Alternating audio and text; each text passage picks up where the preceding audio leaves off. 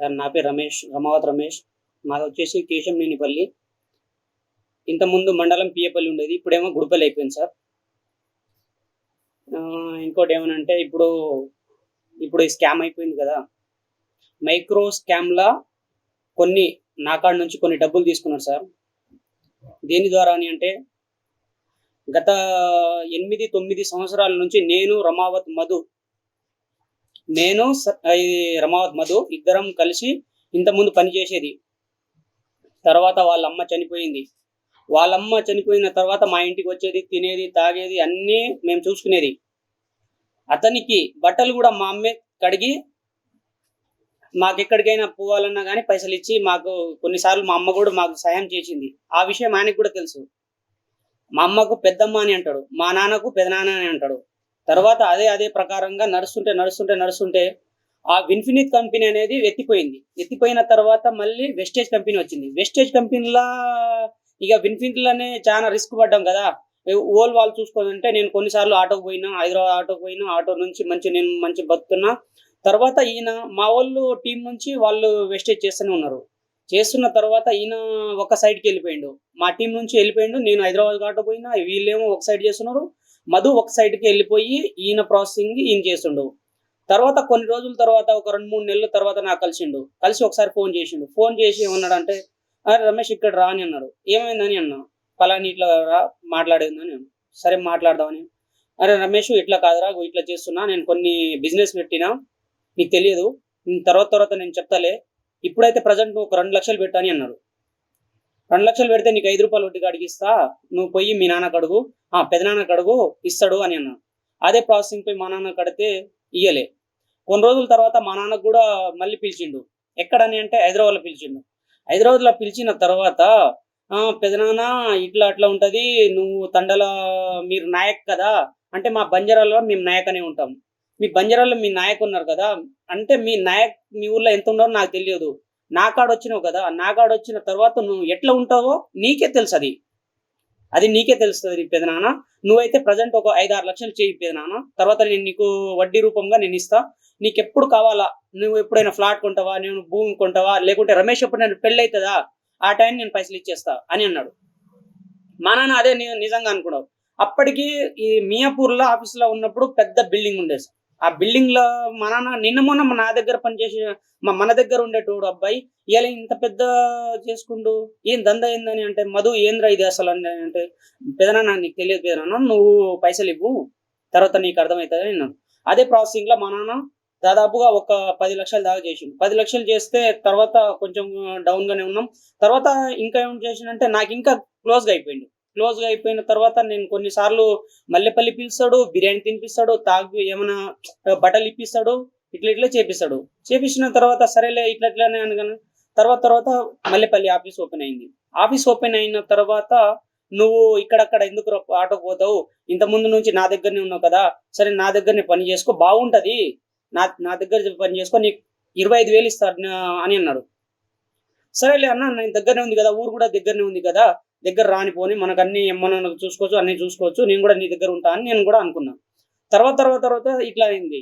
అయిన తర్వాత కొన్నిసార్లు ఇదేంది అసలేంటి అని నేను ఇంకా డీప్‌గా అడిగితే, "నీకెందుకు అవసరమా నీకు? నీకు అవసరం లేదు. నీకు కొన్ని నేను చెప్తా. తర్వాత చెప్తా" అని అన్నాడు.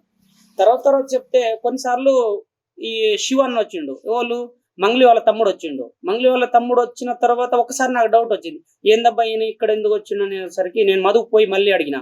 "ఏం మధు ఇట్లా వచ్చిండని" అంటే, కొన్ని డీలింగ్ ఉంటాయిరా. అవి వస్తూనే ఉంటాయి, పోతూనే ఉంటాయి. నువ్వు అట్లా లైట్ తీసుకోవాలి. నీవు క్యాషియర్ కదా! నీకన్నా అంతా అర్థమైతూనే ఉంటది. నీ పని నువ్వు చూసుకో అని అన్నాడు. సరేలే అని నేను కూడా ఊకున్నా. ఊకున్న తర్వాత ఒక 20 డేస్ బ్యాక్ మళ్ళీ ఒక 20 రోజుల తర్వాత మళ్ళీ మంగళక్క వచ్చింది. మంగళక్క వస్తే అది ఏ టైంకొచ్చింది? నేను ఆఫీస్ మొత్తం బంద్ చేసిన. నేను 6 గంటలకే క్లోజ్ చేశా ఆఫీస్. ఆఫీస్ క్లోజ్ చేసిన తర్వాత నేను రూమ్‌కి పోయినా. రూమ్‌కి పోయిన తర్వాత ఫోన్ చేసిండు. "అరే రమేష్ ఇక్కడొచ్చి ఆఫీస్ ఓపెన్ చేయని" అన్నాడు.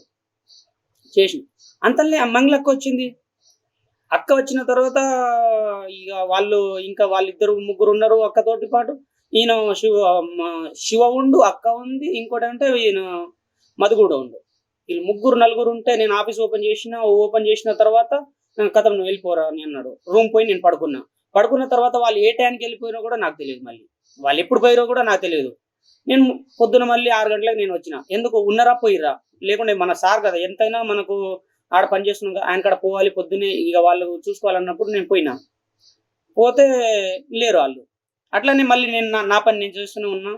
అయితే కొన్నిసార్లు బయటోళ్ళు కూడా ఇంకా కొన్ని మనకు తెలిసిన క్యాండిడేట్ కూడా వస్తున్నారు అక్కడ. కొన్ని క్యాండిడేట్స్ కూడా వస్తున్నారు. ఏందబ్బా ఇది ఇన్ని రోజులు ఏం చేస్తున్నాయి ఏందనేది కొన్ని నేను కూడా నమ్మిన తర్వాత కొన్నిసార్లు ఇంకోసారి కూడా మంగళకు వచ్చింది. 2 టైం మంగళకు వచ్చింది. ఇంకో టైం ఏంటంటే ఇంటికాడ వచ్చింది. ఎక్కడ వద్దిపట్లల్లో నాకు బైక్ ఉండేది. నా R15 బైక్ లెక్క జిక్సర్ బైక్ ఉండేది. ఆ బైక్ తీసుకొని నేను అక్కడ పోయినా. అక్కడ పోతే నాకంటే నేను పోయిన తర్వాత 10 నిమిషాల తర్వాత అక్కోళ్ళు, మంగళక్క, శివన్న, మధు వీళ్ళు ముగ్గురు వచ్చిర్రు. వస్తే ఒక ఫోటో దిగురా అని అన్నాడు. అయితే ఇంటికాడ వచ్చినప్పుడు అంటే వాళ్ళు ఇల్లు కడుతూనే ఉన్నారు. ఆ కడుతున్న ఇల్లు కాడికి 2 గంటలకు నైట్ 2 గంటలకు నేను పోయినా. ఆ ఫోటో నేనే తీసిన. ఆ ఫోటో తీసిన తర్వాత ఇక నువ్వు పోతే పోరా, లేకుంటే మన పాత ఇల్లు ఉంది కదా అక్కడ పోయి పడుకో. నువ్వు ఈ టైం పోతే పో, లేకుంటే మన పాత ఇల్లు ఉంది కదా అక్కడ పోయి పడుకో అని అన్నాడు. సరే నేను అక్కడ పోయి పడుకుంటాలే అని నేను అక్కడనే పడుకొని నేను పొద్దున వచ్చేసిన. ఆ విషయం ఎవ్వరికి కూడా తెలియదు. అది ఓలు కాదు కదా అసలు, ఓలు ఏ మనిషికి కూడా తెలియదు. నైట్ 2 గంటలు ఎవరు లేస్తారు? లేరు కూడా ఆ టైంకి వచ్చారు. ఒక ఫోటో తీసుకున్నా. వాళ్ళ పాత ఇల్లు కాడ పోయి నేను పడుకున్నా. ఎందుకంటే వాళ్ళు అంతా నాకు పరిచయం. అక్కడ పోయి వాళ్ళ నాన్న కూడా ఉండు. అక్కడ వాళ్ళ నాన్నకాడ పోయి నేను ఫ్యాన్ వేసుకొని నేను పడుకున్నా. తర్వాత అదే కంటిన్యూగా అవుతుంటే ఇప్పుడు లిక్విడ్ క్యాష్ ఎవరు తీసుకోపోతారు? ఈయన భరత్ శివ చౌహాన్ ఉంది కదా, శివ చౌహాన్ వచ్చి క్యాష్ తీసుకెళ్తాడు. వచ్చి క్యాష్ అడిగి అరే ఎన్ని కలెక్షన్ అయినాయిరా, ఎంత వచ్చినాయిరా, ఇలా కలెక్షన్ ఎంత అంటే నేను అప్పుడప్పుడే మాట్లాడిన తర్వాత నేను కలెక్షన్ అయిపోయిన తర్వాత టూరిస్ట్ పోతాం కదా మనం, బయటకు పోయినప్పుడు పెద్ద పెద్ద బ్యాగులు ఉంటాయి కదా, ఆ బ్యాగులు లెక్క పెద్ద బ్యాగులు ఉంటాయి. ఆ బ్యాగులలో నేను నింపేస్తా మొత్తం డబ్బులు. కలెక్షన్ చేసిన మొత్తం డబ్బులు అలా కలెక్షన్ పెట్టి నేనే పోయి కింద నేను ఒక ఫస్ట్ ఫ్లోర్ నుంచి కింద దిగి అల్ల పెట్టి కార్లో పెట్టిన తర్వాత ఆయన ఎక్కడ పోతాడో కూడా నాకు తెలియదు. అసలు నా తర్వాత కూడా ఆ విషయం కూడా తెలియదు. మళ్ళీ ఇంకోటి ఏమనంటే ఓలైనా కొట్టిరనుకో, ఓల్ దాంట్లో కొట్టియాలన్నా ఇప్పుడు నా లాంటి వాళ్ళు కస్టమర్ వచ్చిందనుకో ఒక 50,000 కొట్టియాలనుకో, ఆ ఎవరు దాంట్లో కొట్టియాడు. ఓన్లీ రమావత్ మధు దాంట్లోనే కొట్టిస్తా. క్యాష్ ఓన్లీ రమావత్ మధు, దానికంటే ఇంకా ఎవరు దాంట్లో కొట్టియలే కూడా. ఓన్లీ రమావత్ మధుకే మధు అంతా మధు దాంట్లోనే క్యాష్ ట్రాన్సాక్షన్. ఆన్లైన్ మాత్రం క్యాష్ మొత్తం ఈయన చౌహాన్ తీసుకోపోతాడు, శివ చౌహాన్ తీసుకోపోతాడు. అదే రకంగా కొన్నిసార్లు నేను అక్కడ పని చేస్తూ మా నాన్నకు కూడా నేను ఇక్కడ పని చేస్తున్నా కదా, మంచి మూమెంట్ లో ఉన్నా, మంచి అంత పైసలు తీస్తారు, మంచిగా అవుతుంది, మొత్తం గోల్డ్ అవి ఇవి పెట్టుకుంటారు, బాగానే సంపాదిస్తారు. నాన్న ఇట్లా నేను పని చేస్తున్నా నాన్న, మనం కూడా పెడతామే అని అంటే, ఈ పెట్టినవి చాలు కదా ఇంకెందుకు పెడతామని అన్నాడు. కాదు పెడతామని అన్నాడు. పెట్టిన డైరెక్ట్ గా 30 లక్షలు ఒకటేసారి తెచ్చిండు. అది కూడా ఎప్పుడు అది ఆఫీస్ ఓపెన్ అయినప్పుడు అప్పుడు తెచ్చి ఒకటేసారి 30 లక్షలు ఇస్తే, ఆ 30 లక్షలు తీసుకోపోయి ఎక్కడ ఇచ్చినాము, నేను ఈ చౌహాన్, శివ చౌహాన్, ఈటల్ అనేటోడు డ్రైవర్ కాదు కానీ ఆయన కూడా ఒకటి అక్కడ ఆఫీస్ ఓపెన్ అయినప్పుడు వస్తే నాకు కార్ రాదు, వీటల్కి కార్ వస్తుంది. ఈయన ఈ చౌహాన్ ఏమో ముందర కూర్చుని నేను వెనక కూర్చున్నా. అదే రకంగా తీసుకోపోయి ఎక్కడని అంటే మనకు ఈ కోకపేట ఉంది కదా, కోకపేట సర్వీస్ రోడ్ లో బండి పెట్టిన తర్వాత 10 నిమిషాలు కూర్చొని రా అని అన్నాడు. కూర్చున్నాం మేము లోపల బాగానే కూర్చున్నాం. ఆయన వచ్చి ఒక 10 నిమిషాలు బయటికి పోయి ఒక 5-6 నిమిషాలు మాట్లాడిన తర్వాత సైడ్ నుంచి ఒక కార్ వచ్చింది. కార్ వస్తే తమ్ముడు ఒక బ్యాగ్ ఇరా అని అన్నాడు. బ్యాగ్ ఇస్తే నేను తీసేసి ఓనర్ సీట్లో ఇచ్చిన. ఓనర్ సీట్ నుంచి బయటికి ఇచ్చేసి ఆయన కార్ల నుంచి ఆయన వేరే కార్లోకి ఇచ్చిండు. ఆ కార్లో ఇచ్చేస్తే నేను పోయి ఇప్పుడు ఇక్కడ వచ్చినాం కదా, ఏందబ్బా ఈ పైసలు ఇక్కడ ఈ రోడ్డు మీద పైసలు కూడా ఇస్తారా, ఇన్ని పైసలు ఏంది ఇక్కడ అని నేను అనుకోని నేను కొంచెం డౌట్ లో ఉన్నా. పోయి మంగళక్క వాళ్ళ ఇంటికాడ పోయినా. మంగళక్క ఉన్నది అక్కడ. మంగళక్క ఉంటే అక్కడ పోయి నేను ఫోటో దిగుదామని మంగళక్కతో ఇంకోసారి ఇక్కడ వచ్చినా నా ప్రూఫ్ చూసుకోవాలని నేను అక్కడ పోయి నేను ఒక ఫోటో దిగుదామని అంటే, లేదే బాబు ఇక్కడ దిగొద్దు రమేష్, అట్లా వద్దు, మనతోటి ఇట్లా ఫోటో దిగొద్దు, అర్థమవుతుందా? ఇట్లా మనం ఎవడైనా ప్రోగ్రామ్ వచ్చినప్పుడు ఫోటో దిగాలి, ఇట్లా ఇంటికాడ దిగొద్దు, అన్ని ఉంటాయి, కెమెరాలు ఉంటాయి, ఇంకా ఏమైనా ఫోటోలు ఇంకేమైనా ఉంటాయి, అట్లా దిగొద్దు. సరే నేను ఒక శివన్నతో నేను దిగుతా, వచ్చి నన్ను ఇక్కడ మధుకు కూడా చూపించుకోవాలి కదా, ప్రూఫ్ చూపించుకోవాలని నేను ఒక శివ చౌహాన్తో ఒక ఫోటో దిగిన. అంతే. దిగిన తర్వాత మళ్ళీ నేను రిటర్న్ వచ్చేసిన. అదే అదే రకంగా మా నడుస్తుంది మాకు లాస్ట్ ఒకటేసారి మేము 30 లక్షలు నెట్ క్యాష్ ఇచ్చేసిన. ఆ ప్రూఫ్ కూడా మా కాడ అన్ని ఉన్నాయి మా వాళ్ళ దగ్గర. ఇంకోటి ఏమనంటే నా ఫోన్ లో కూడా ఉన్నాయి.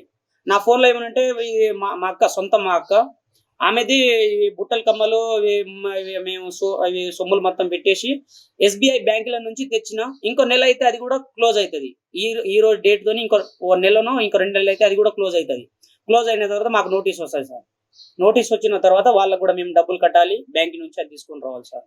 అదే రకంగా ఉన్నా సార్. దయచేసి నాకు అక్క కాడ నుంచి మాకు డబ్బులు ఇప్పించేటట్టు మాకు చూడండి దయచేసి. అందరికీ